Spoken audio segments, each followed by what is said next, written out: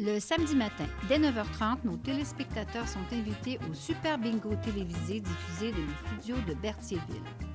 Un montant de 600 $ est disponible chaque semaine lors de cette joute de bingo télévisé. Un animateur et 3 bénévoles se succèdent à la caméra de CTRB dans le but de vous faire passer une petite heure agréable et payante le samedi matin.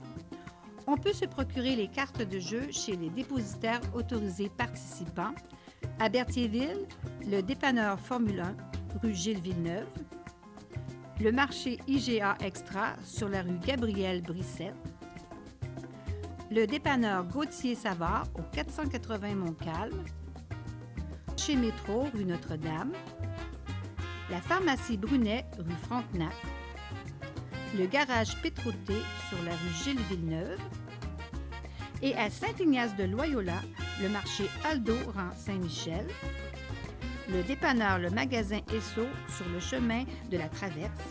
Un rendez-vous tous les samedis matins à 9h30 sur les ondes de CTRB, votre télévision régionale et communautaire.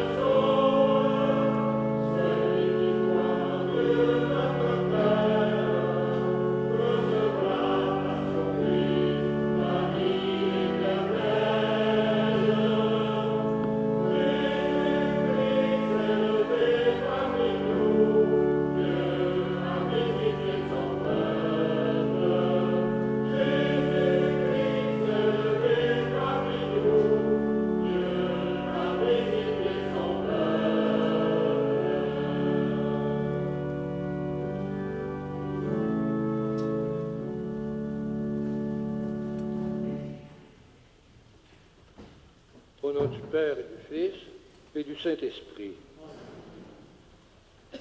Que Dieu notre Père, qui nous a choisis, et Jésus-Christ notre Seigneur, qui nous libère du mal, vous donne la grâce et la paix. Le Seigneur est venu nous libérer du mal qui nous empêche de vivre en plénitude. Tournons-nous vers lui en toute confiance.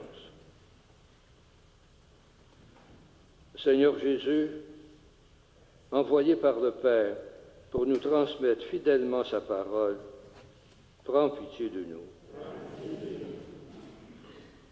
Ô Christ, venu illuminer nos ténèbres, prends pitié de nous.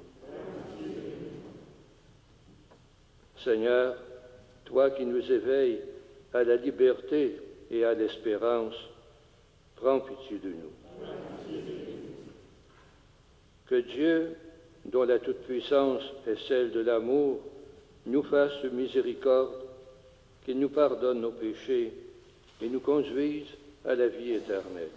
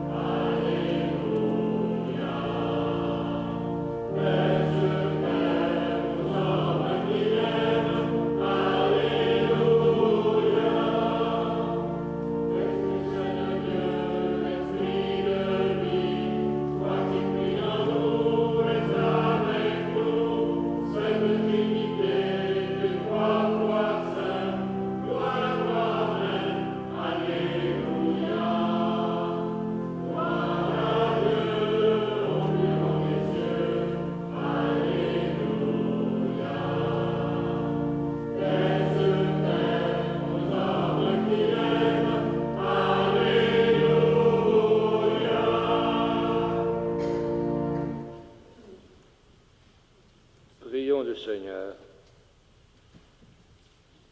Accorde-nous, Seigneur, de pouvoir t'adorer sans partage et d'avoir pour tout homme une vraie charité. Et nous te le demandons par Jésus-Christ, ton Fils, notre Seigneur. Lecture du livre du Deutéronome. Moïse disait au peuple, « Au milieu de vous, parmi vos frères, le Seigneur votre Dieu fera se lever un prophète comme moi, et vous l'écouterez. C'est bien ce que vous avez demandé au Seigneur votre Dieu au mont Horeb, le jour de l'assemblée, quand vous disiez, « Je ne peux plus entendre la voix du Seigneur mon Dieu. Je ne veux plus voir cette grande flamme. Je ne veux pas mourir. » Et le Seigneur me dit alors, « Ils ont bien fait de dire cela. Je ferai se lever au milieu de leurs frères un prophète comme toi. Je mettrai dans sa bouche mes paroles. Il leur dira tout ce que je lui prescrirai. Si quelqu'un n'écoute pas les paroles que ce prophète prononcera en mon nom, moi-même je lui en demanderai compte. Mais un prophète qui aura la présomption de dire à mon nom une parole que je ne lui aurais pas prescrite, ou qui parlerait au nom d'autres dieux, ce prophète-là mourra. Parole du Seigneur.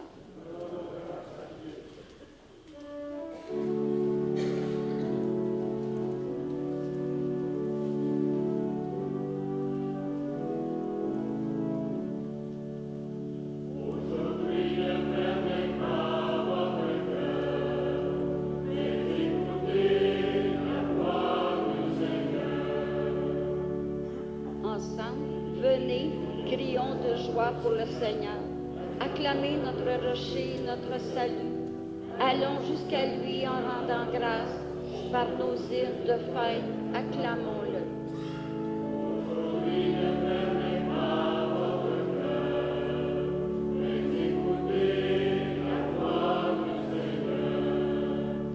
Entrez, inclinez-vous, prosternez-vous, adorons le Seigneur qui nous a fait. Oui, il est notre Dieu. Nous sommes le peuple qu'il conduit, le troupeau guidé par sa main.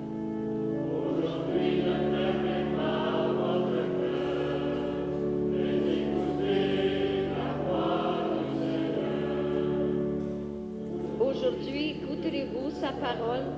Ne fermez pas votre cœur comme au désert, comme un jour la tentation, le défi, où nos pères m'ont tenté et provoqué, et pourtant ils avaient vu mon exploit.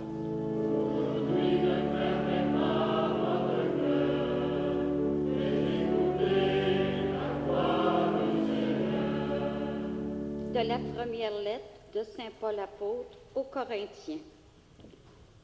J'aimerais vous voir libre de tout souci.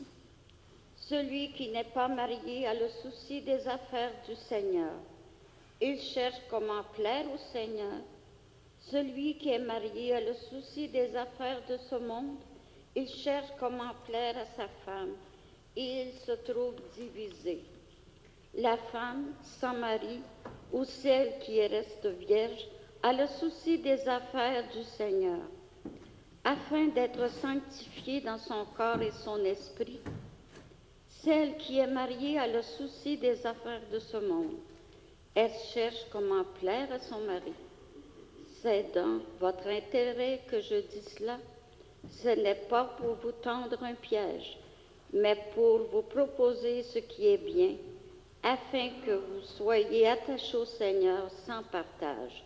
Parole du Seigneur.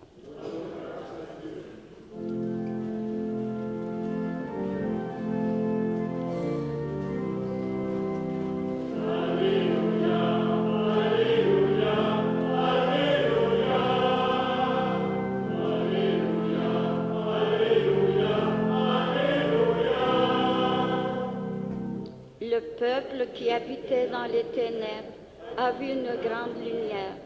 Sur ceux qui habitaient dans le pays et l'ombre de la mort, une lumière s'est levée. Alléluia, Alléluia, Alléluia, Alléluia, Alléluia, Alléluia.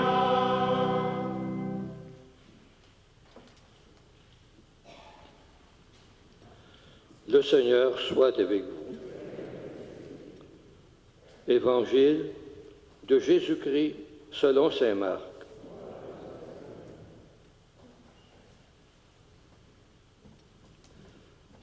Jésus et ses disciples entrèrent à Capharnaüm. Aussitôt, le jour du sabbat, il se rendit à la synagogue et là, il enseignait. On était frappé par son enseignement, car il enseignait en homme qui a autorité, et non pas comme les scribes. Or, il y avait dans leur synagogue un homme tourmenté par un esprit mauvais qui se mit à crier « Que nous veux-tu, Jésus de Nazareth? Es-tu venu pour nous perdre? Je sais qui tu es. Tu es le Saint de Dieu. » Jésus l'interpella vivement. « Tais-toi, sors de cet homme. » L'esprit impur le fit entrer en convulsion.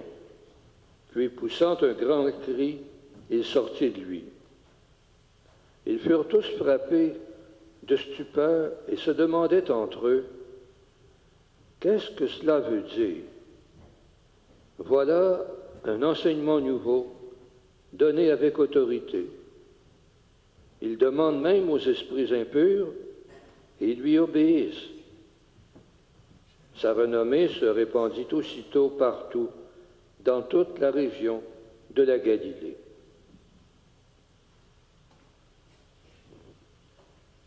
Acclamons la parole de Dieu.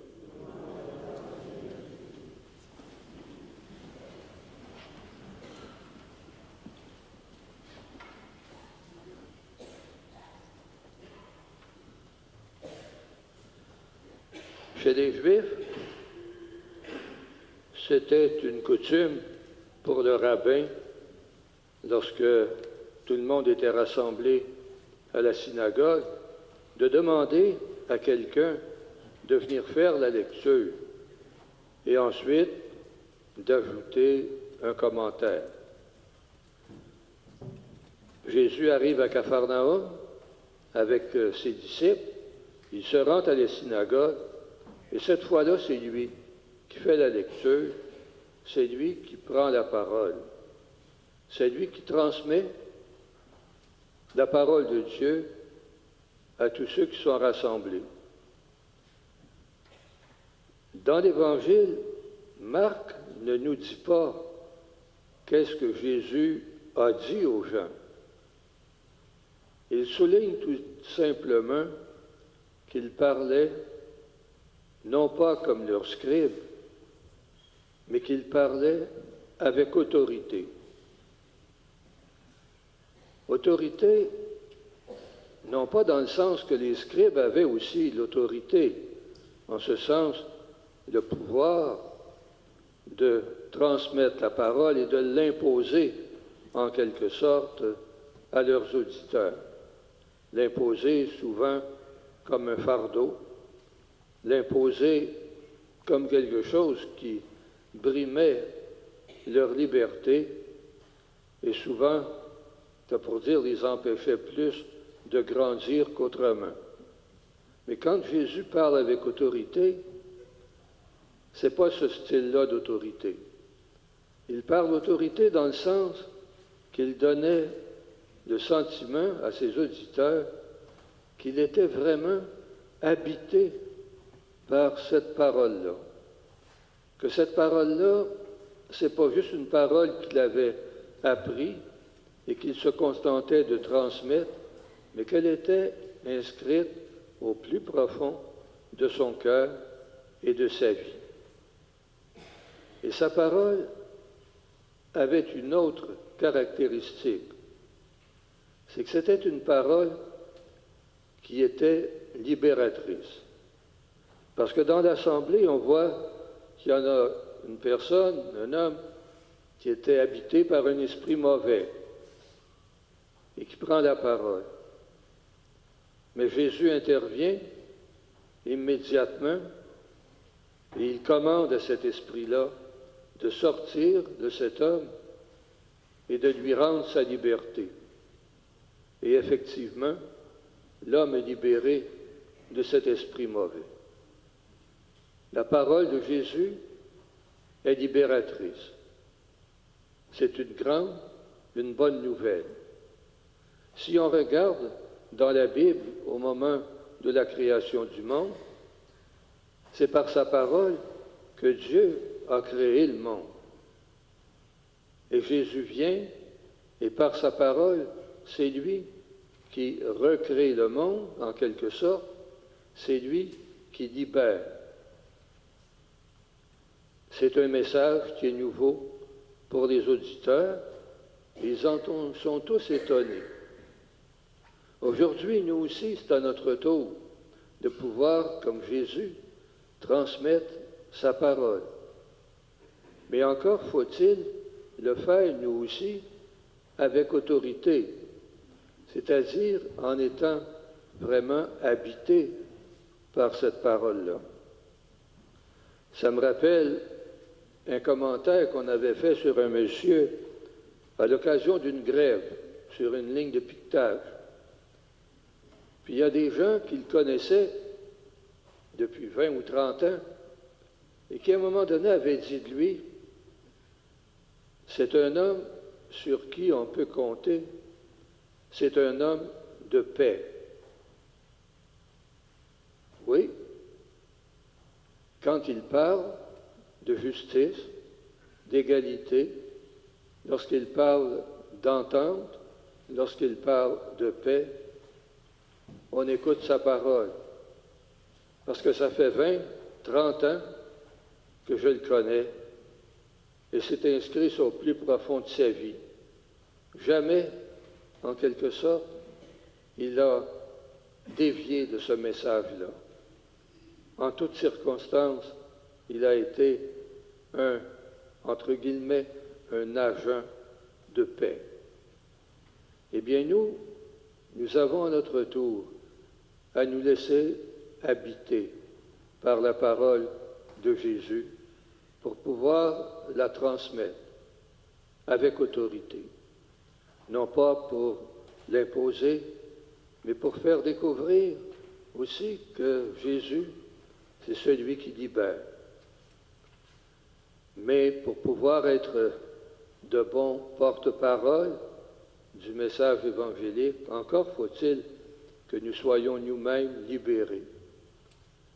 Et aujourd'hui, dans notre Eucharistie, eh bien, demandons au Seigneur justement de nous libérer, comme il l'a fait pour l'homme qui était possédé dans la synagogue de Capharnaüm, de nous libérer de tout ce qui nous empêche de grandir, d'être meilleurs, d'aimer davantage, d'aller vers les autres, d'ouvrir davantage notre cœur aux plus petits, aux plus démunis, de devenir, en quelque sorte, de meilleurs témoins de Jésus et de nous laisser habiter par lui. Aujourd'hui, la bonne nouvelle qui nous est annoncée, c'est justement le Seigneur, lui, est liberté, il libère, et demandons-lui, je dirais, cette liberté, demandons-lui en même temps de faire de nous des témoins qui sont capables de l'annoncer avec autorité. C'est le message que Marc voulait transmettre, non pas de nous dire exactement ce que Jésus avait dit, mais comment il l'avait fait. Et l'invitation nous est faite, nous aussi, de faire comme lui.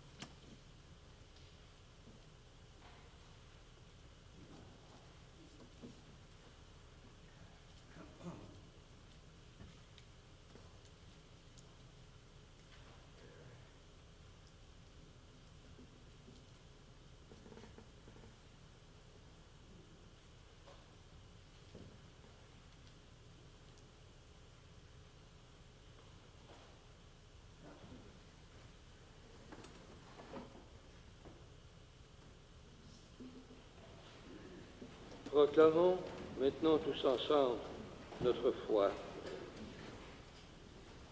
Je crois en Dieu, le Père Saint, Créateur du ciel et de la terre, et en Jésus-Christ, son Fils unique, notre Seigneur, qui a été conçu du Saint-Esprit, est né de la Vierge Marie, a souffert sous Ponce Pilate, a été crucifié, est mort et a été enseveli, est descendu aux enfers, le troisième jour est ressuscité des morts, est monté aux cieux, est assis à la droite de Dieu le Père Tout-Puissant, d'où il viendra juger les vivants et les morts.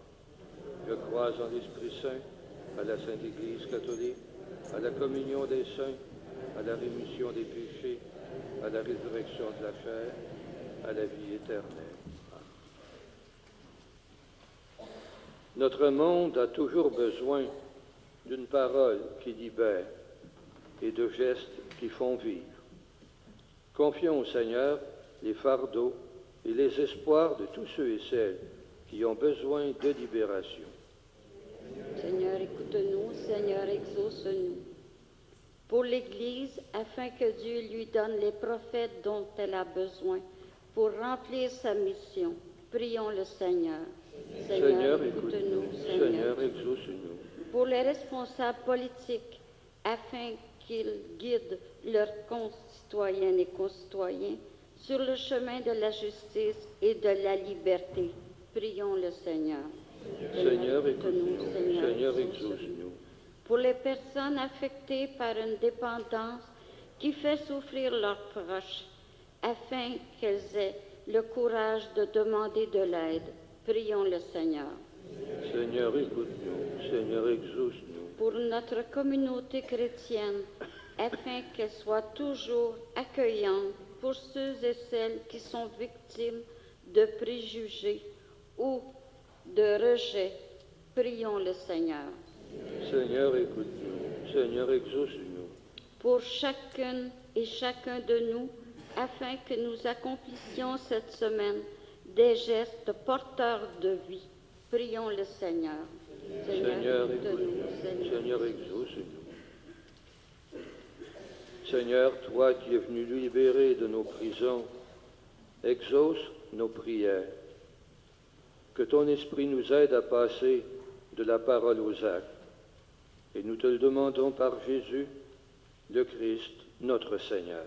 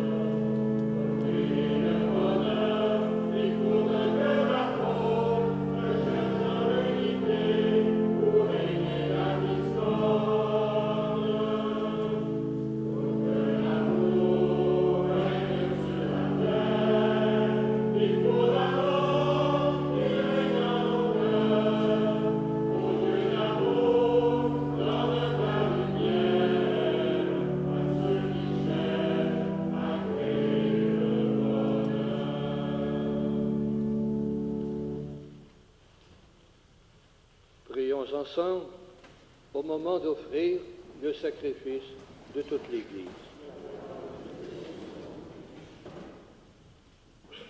Pour te servir, Seigneur, nous déposons nos offrandes sur ton autel. Accueille-les avec indulgence pour qu'elles deviennent le sacrement de notre salut. Et nous te le demandons par Jésus, le Christ, notre Seigneur. Le Seigneur soit avec vous. Élevons notre cœur et rendons grâce au Seigneur notre Dieu. Et nous poursuivrons notre célébration en page 17 dans votre prion. Vraiment, il est juste et bon de te rendre gloire, de t'offrir notre action de grâce, toujours et en tout lieu, à toi, Père très saint, Dieu éternel et tout-puissant. Ton amour pour le monde est si grand que tu nous as envoyé un Sauveur. Tu l'as voulu semblable aux hommes en toutes choses, à l'exception du péché, afin d'aimer en nous ce que tu aimais en lui. Nous avions rompu ton alliance, nous la retrouvons dans l'obéissance de ton Fils. Voilà pourquoi, Seigneur, avec les anges et tous les saints, nous proclamons ta gloire en chantant.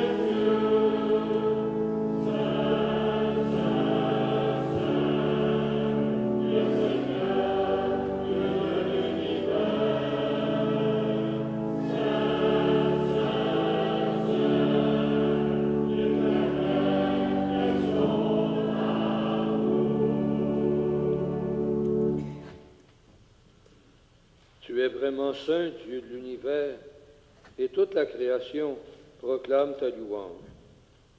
Car c'est toi qui donnes la vie, c'est toi qui sanctifies toutes choses, par ton Fils, Jésus-Christ notre Seigneur, avec la puissance de l'Esprit Saint. Et tu ne cesses de rassembler ton peuple, afin qu'il te présente, partout dans le monde, une offrande pure. C'est pourquoi nous voici rassemblés devant toi, et dans la communion de toute l'Église, en ce premier jour de la semaine, nous célébrons le jour où le Christ est ressuscité d'entre les morts. Par lui que tu as élevé à ta droite, Dieu Tout-Puissant, nous te supplions de consacrer toi-même les offrandes que nous apportons.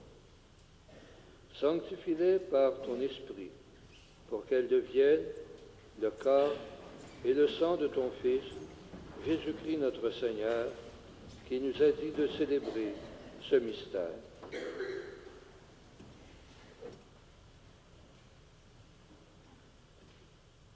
La nuit même où il fut livré, il prit le pain. En te rendant grâce, il le bénit, il le rompit et le donna à ses disciples en disant, « Prenez et mangez-en tous. Ceci est mon corps livré pour vous. »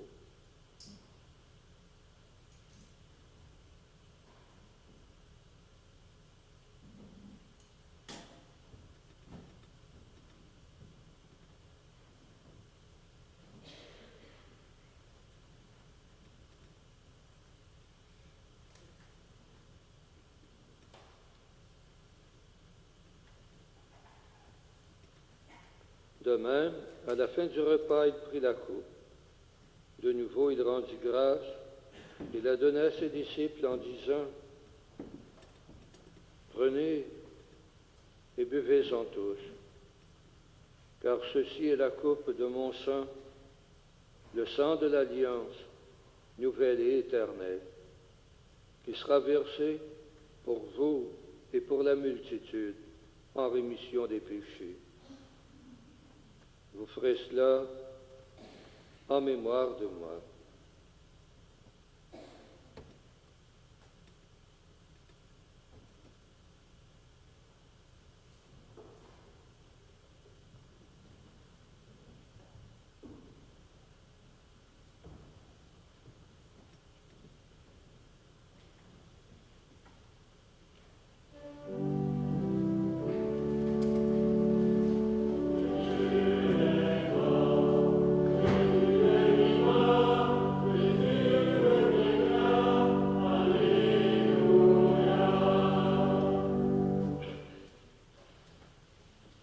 faisant mémoire de ton Fils, de sa passion qui nous sauve, de sa glorieuse résurrection et de son ascension dans le ciel, alors que nous attendons son dernier avènement, nous présentons cette offrande vivante et sainte pour te rendre grâce.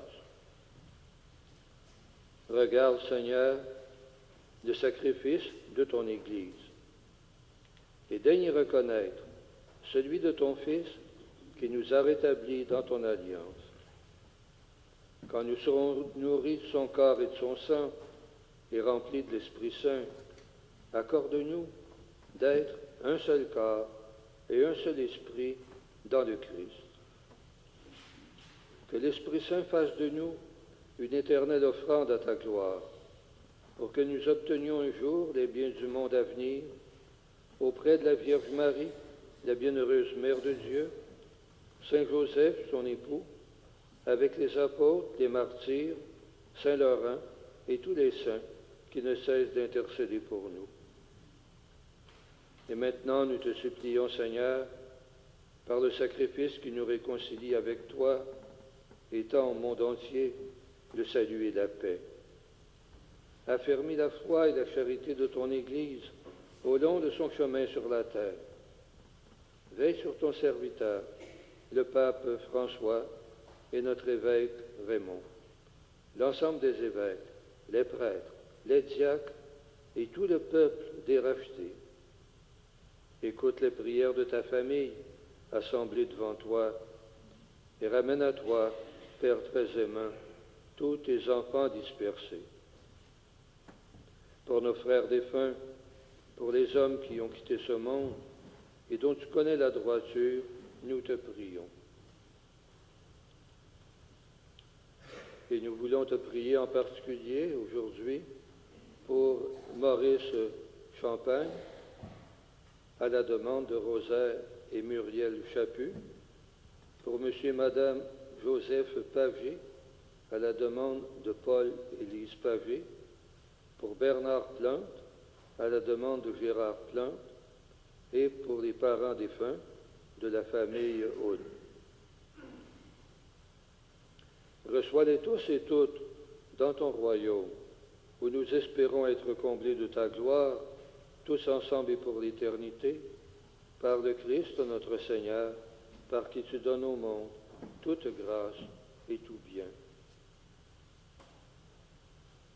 Par lui, avec lui et en lui, à toi Dieu le Père Tout-Puissant, dans l'unité du Saint-Esprit, tout honneur et toute gloire pour les siècles des siècles.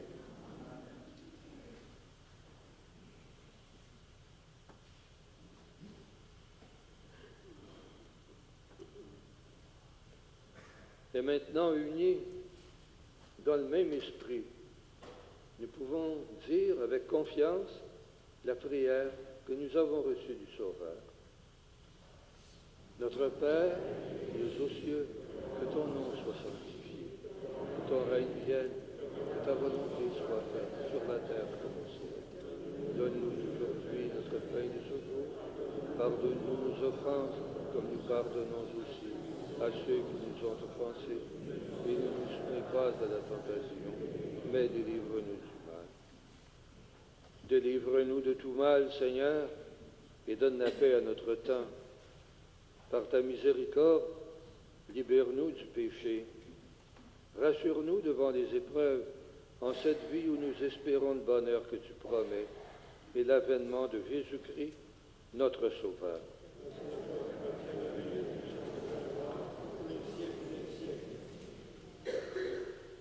Seigneur Jésus-Christ, tu as dit à tes apôtres, je vous laisse la paix, je vous donne ma paix. Ne regarde pas nos péchés, mais la foi de ton Église. Pour que ta volonté s'accomplisse, donne-lui toujours cette paix et conduis-la vers l'unité parfaite, toi qui règnes pour les siècles des siècles. Que la paix du Seigneur soit toujours avec vous. Amen.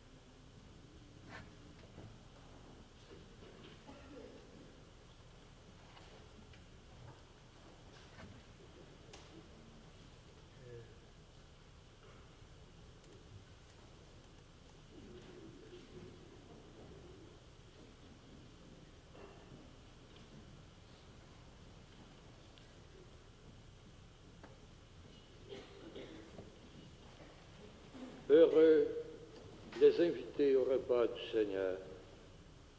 Voici l'agneau de Dieu qui enlève le péché du monde. Je ne suis pas digne de te recevoir, mais dis seulement une parole, il se réveille.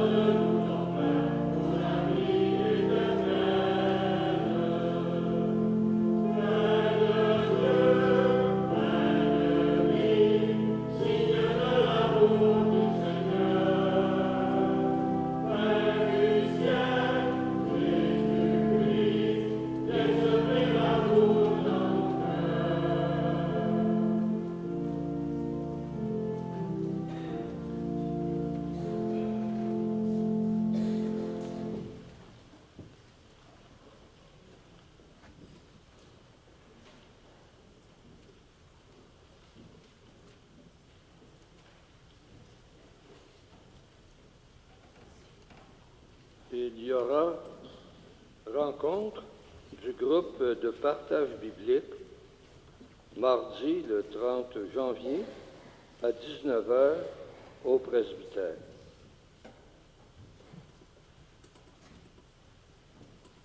Prions maintenant le Seigneur.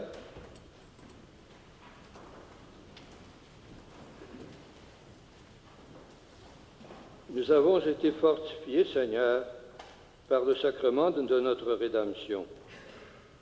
Permets que cet aliment de salut éternel nous fasse progresser dans la vraie foi.